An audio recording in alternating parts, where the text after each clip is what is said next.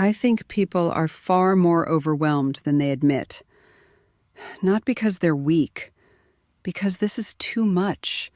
Too much noise, too much pressure, too much information, too much uncertainty, too much pretending. People wake up already tired now, not sleepy, soul tired. And still, the world demands performance. Get up, go to work, answer emails, pay bills, act normal, keep functioning while the future feels like it's flickering in the distance. And maybe that's what is so hard to explain to people who aren't feeling it yet. It's not just external events anymore.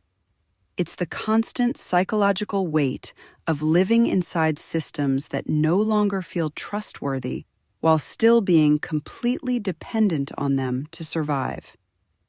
That does something to a human being. People are carrying fears they barely say out loud now. Fear of not being able to afford life, fear of getting sick, fear of becoming irrelevant, fear of AI, fear of isolation, fear of war, fear of collapse, fear that something essential about humanity is quietly disappearing while everyone argues online about nonsense. And at the same time, people are lonely in ways I don't think we fully understand yet. Not just physically lonely, existentially lonely. A lot of people no longer feel emotionally held by the world they live in. That's why people are so exhausted. It's not just survival anymore. It's emotional survival inside a civilization that keeps accelerating while the human heart does not. And honestly, some days it feels like people are only held together by routine. Coffee, work, groceries, scrolling, television, tiny distractions, tiny comforts, tiny repetitions that keep the nervous system from fully realizing how much has changed. Because if people stopped long enough to really feel all of it at once, I think many would break. And I know that sounds dark, but I think pretending otherwise is darker. People are struggling right now, deeply. Even the ones functioning well. Even the ones smiling. Even the ones posting motivational quotes while quietly unraveling in private. Especially the aware ones. Because awareness has weight. Once you see instability, you cannot fully unsee it. Once you realize systems are fragile, you cannot return to unconscious trust.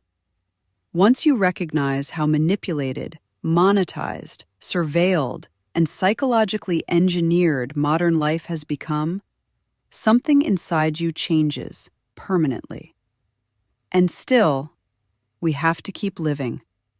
Still have to wash dishes, still answer messages, still love people, still figure out dinner, still try to stay kind while carrying thoughts big enough to crush us some days. That's the part nobody talks about enough. How surreal it is to carry existential awareness inside ordinary life. To feel grief while folding laundry. To think about collapse while buying groceries. To wonder where humanity is heading while sitting in traffic under a fast food sign. And maybe the real fear underneath all of this is not that the world is changing. It's that people are afraid they will lose themselves trying to survive the change. Afraid they'll become colder, numb, distracted, emotionally vacant, spiritually exhausted, so overstimulated and afraid that they forget what being fully alive even felt like. But I also think something else is happening beneath the fear. I think people are starting to remember that human beings were never meant to live like machines. Not endlessly productive, not endlessly stimulated, not endlessly monitored. not endlessly disconnected from each other, from nature, from silence, from meaning, from the body, from the soul. Maybe that's why this hurts so much. Because somewhere deep down, people know this isn't how we were meant to live. Most of what I write lives on Substack if you want to go deeper. Meet me there at tendingtheinbetween.substack.com.